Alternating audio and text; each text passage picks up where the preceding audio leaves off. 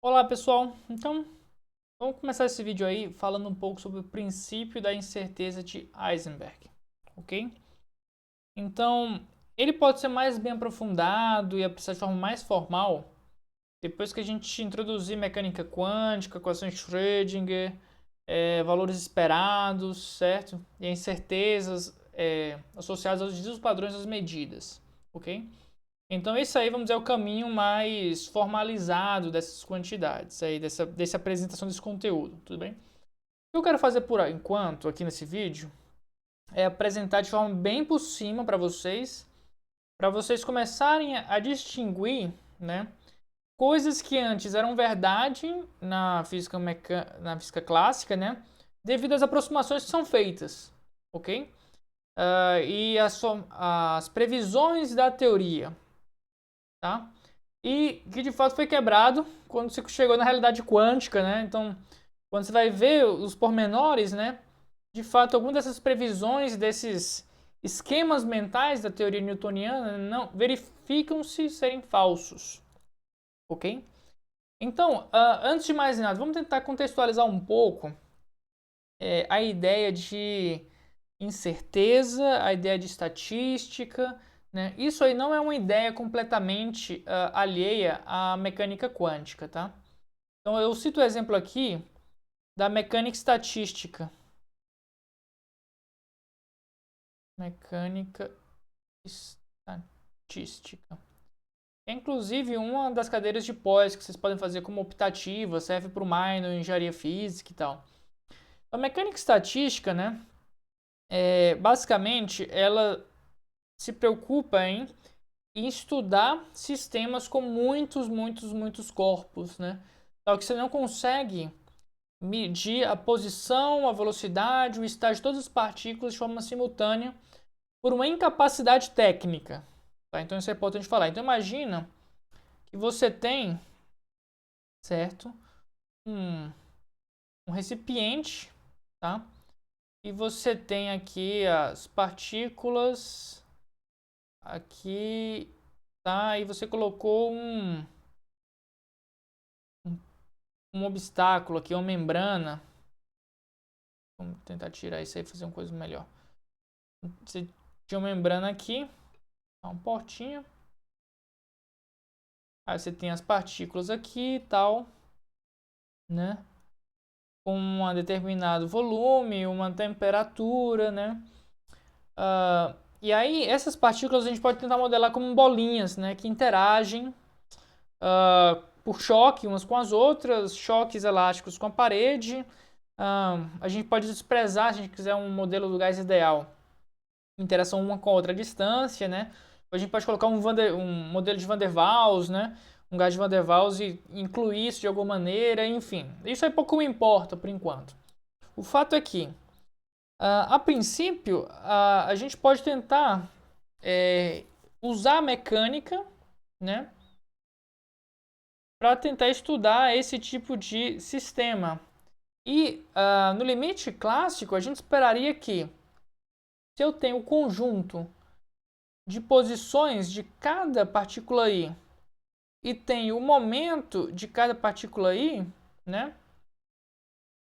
Vamos colocar aqui como se fosse um conjunto aqui, certo? Se eu tivesse todas essas quantidades, esse conjunto de posições, momentos, ou seja, o estado inicial do meu sistema como um todo,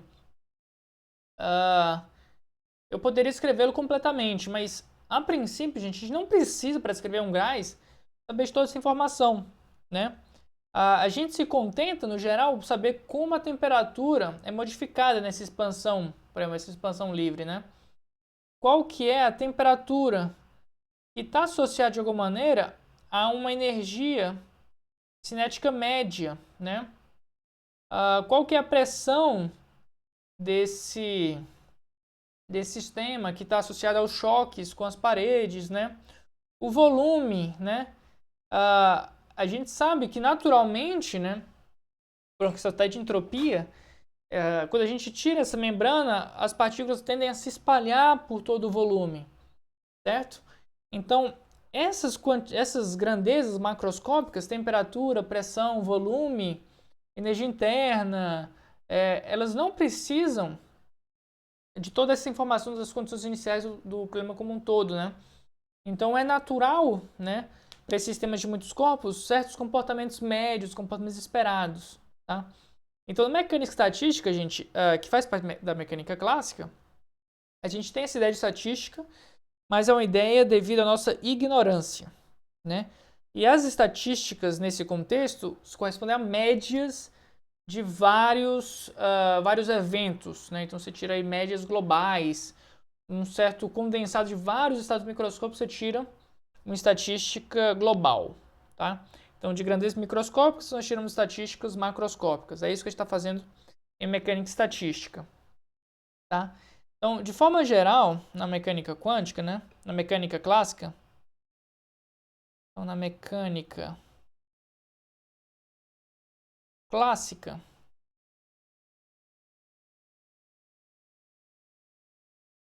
temos, no geral, que, né, um conjunto de posições. Vou colocar aqui no geral, tá? R e P, certo?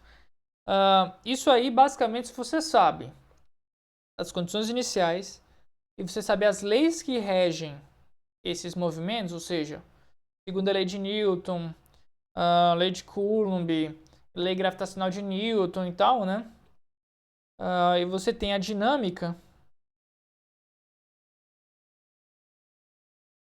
tá? E o tempo, né? Basicamente é um problema de valor inicial, né?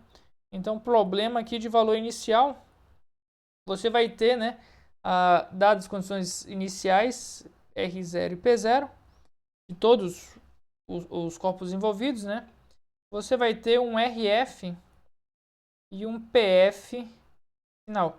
Isso aí foi uma ideia, né, muito desenvolvida no iluminismo francês, tá? Em que basicamente você estava lá na Revolução Francesa e tal, e você tinha o D'Alembert, Voltaire, etc. Então esses caras aí estavam querendo levar até a última consequência essas ideias, né? E basicamente você tinha a ideia do mecanicismo, que diz o quê, né? Que conhecidas as condições iniciais, né, do o seu universo, e a dinâmica, você sabe prever qualquer estado no futuro. Então você consegue prever absolutamente o futuro, né? Então isso era uma coisa que para muita gente era muito tentadora, né? E aí então a gente tinha aquela coisa, aquela vitória da mecânica newtoniana, prevendo a dinâmica dos movimentos, em particular os movimentos celestes, né, a gravitação. Então você tinha todo esse fervor ali do sucesso da mecânica clássica, né? O fato é que, né, isso aí pode até ser verdade aí, esse prever todos os observáveis no futuro sabendo o presente, pode ter que isso na mecânica quântica não é verdade, tá? Você não consegue sequer prever as posições e momentos iniciais com absoluta certeza, tá? Outro problema aí foi vamos dizer, uma rasteira nessa ideia de mecanicismo, né? Por exemplo, previsão do tempo, você tem sistemas que a gente chama de caóticos, né? Mas a definição de caos, né? Quem tiver mais interesse pode fazer a dinâmica de pós-graduação de caos, né? Não é uma coisa sem leis, mas são dinâmicas que, né? Quando você olha a evolução do tempo, depois de um certo intervalo de tempo, né? Qualquer mínima incerteza que você tem na posição e momento, e você sempre vai ter, acarreta em uma incerteza enorme no posição final e momento final, no estado final. Ou seja, você até tem uma lei que leva o inicial ao final, mas qualquer mínima incerteza aqui gera uma grande certeza ali. Ou seja, é por isso que quando você vai olhar a previsão do tempo, tem ali a chance de chover é 30%. O que isso quer dizer? Quer dizer que você faz as medidas nas estações meteorológicas, né? Tem uma incerteza em cada medida, você testa um conjunto enorme de situações de estados iniciais e propaga com a dinâmica que você tem do seu modelo climático, né? E aí você tem estados em que chove, estados que não chove e por assim vai, né? Então, a certa incerteza tem a ver com esse conjunto de condições iniciais que você chega no conjunto de condições finais. As iniciais são muito parecidas, mas não necessariamente chegam ao mesmo estado final. Tá? Então, você tem, nesses contextos, né, de caos, de mecânica estatística, a estatística aparecendo na mecânica clássica, mas essencialmente se dá por uma questão de limitação do seu conhecimento, limitação prática, tecnológica. Mas se conseguisse medir de maneira exata uma a uma, tá?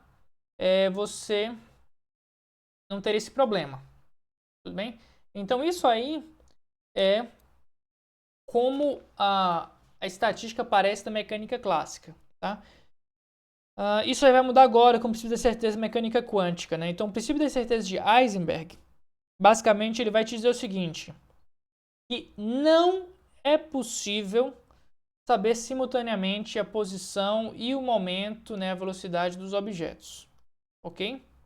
Opa, aqui tá, coloquei no lugar errado, tá? Não é possível saber ao mesmo tempo a posição e o momento, ok? Ou seja, essa ideia de saber com precisão absoluta as condições iniciais do problema, com absoluta certeza isso aí é impossível, tá? Então vamos tentar fazer algumas ilustrações que apontem para a gente essas coisas acontecendo, tá bom? Então vamos lá, incerteza, momento, posição.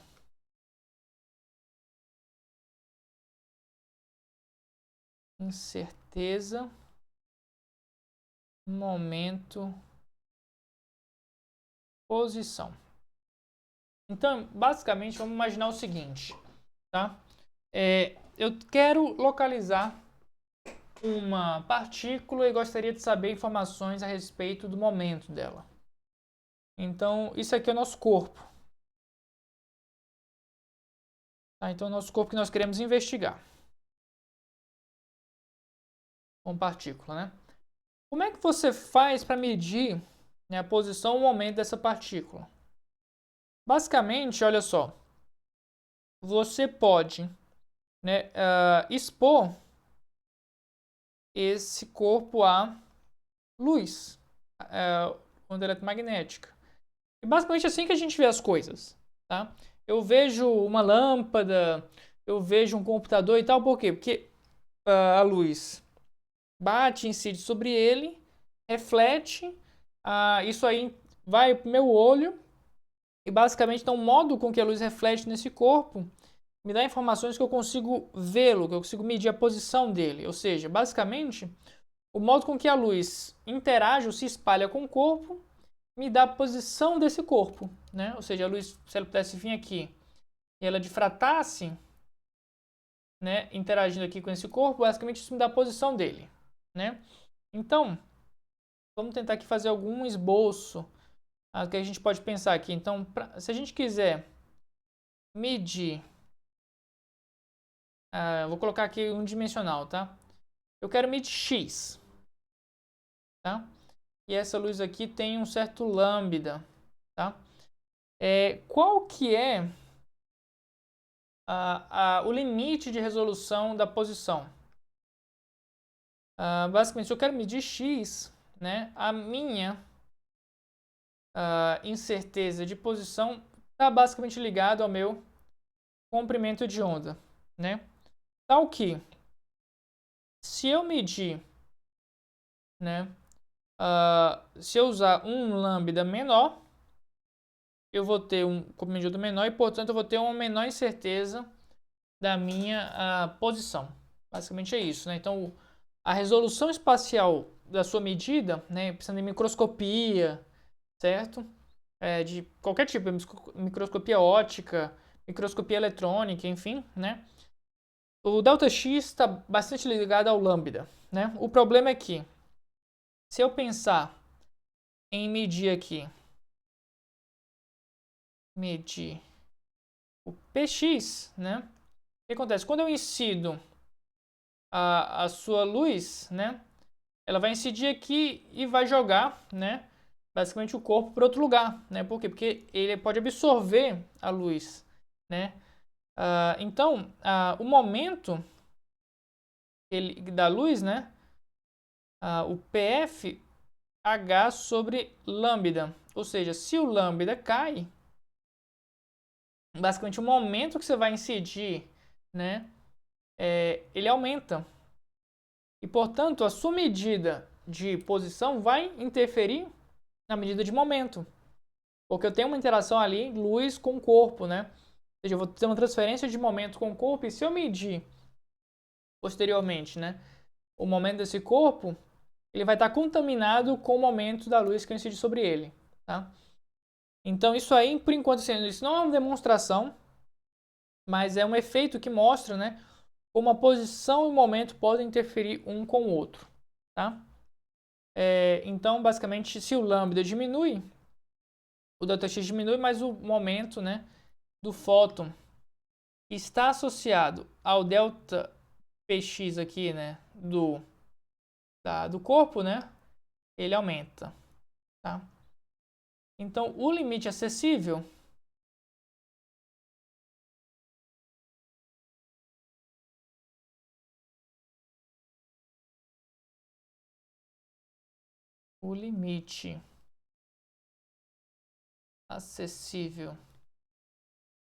da natureza, basicamente, né, vai ser dado aí pela equação de Heisenberg, tá? Então, o ΔX vezes o ΔPx, ou analogamente para cada dimensão separado, tá? Sempre é maior ou igual a h cortado sobre 2, né? Quem que é esse h cortado?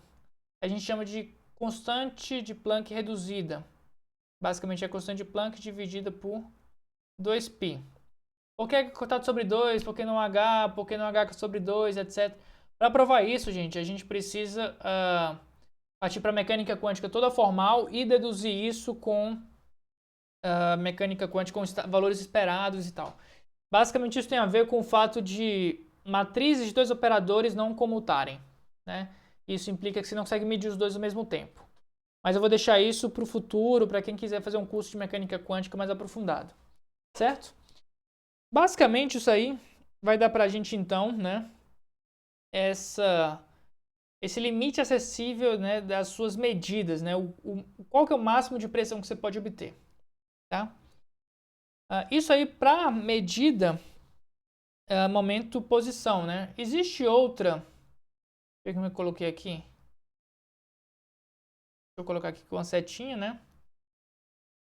O limite acessível da natureza, né? Existe outra medida de incerteza, que é a incerteza da energia e tempo, tá? Basicamente, essa aqui vai te dizer o seguinte, né? E por enquanto, assim, eu não vou me preocupar em demonstrar nada, tá? Então, basicamente, eu estou aqui mais como ilustrativo.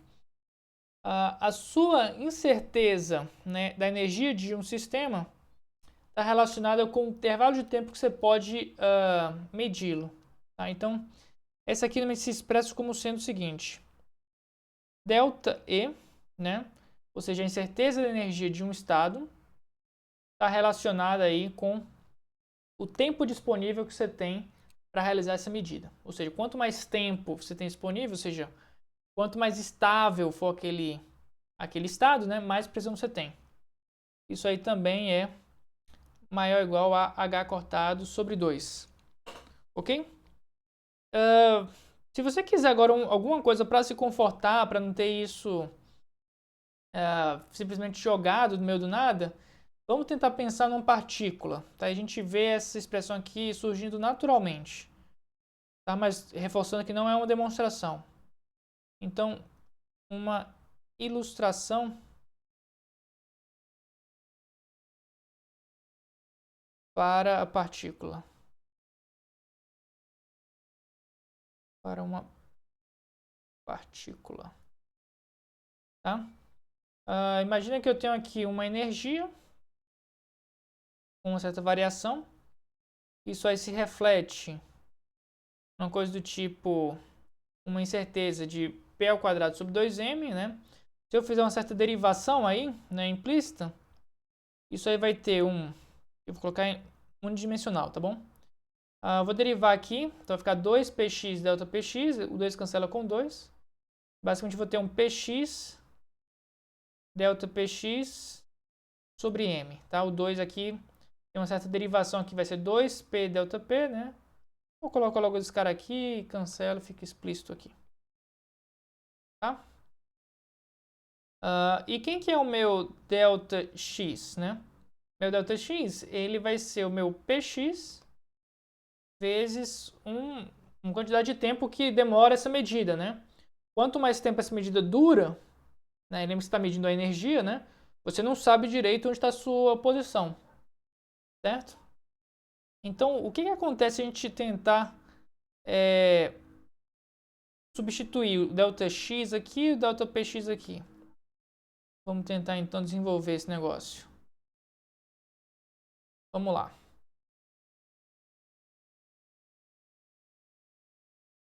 O ΔPX, ele vai ser, né? Então, ΔX vezes ΔPX vai ser igual a...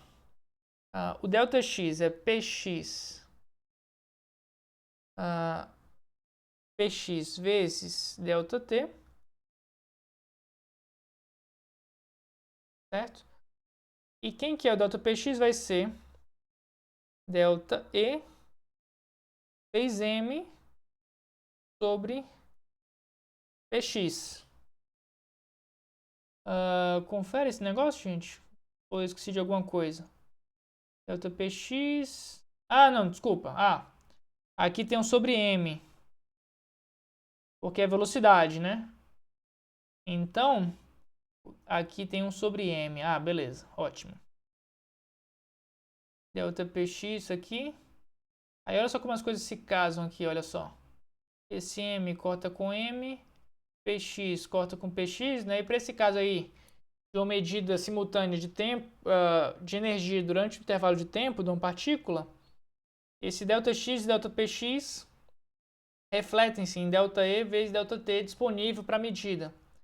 Isso aí, pelo nosso primeiro princípio da incerteza, é superior a h cortado sobre 2. Reforçando, isso aí não é uma demonstração, mas é só uma certa ilustração que essas coisas estão interligadas, né? E são coerentes. Tá? Mas isso aí, por exemplo, esse segundo princípio da incerteza, né? É o que você usa, por exemplo, para incerteza de estados excitados de átomos, estados excitados de estados nucleares excitados, né? E isso depende do tempo disponível para fazer a medida, né? Ou seja, do tempo de decaimento desse estado excitado, tá? Para voltar ao estado fundamental, tá bom?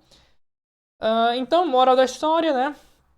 A gente até tinha uma coisa determinística, mecanicista na física clássica, mas agora na mecânica quântica, né, começa a surgir uma certa indeterminação, né?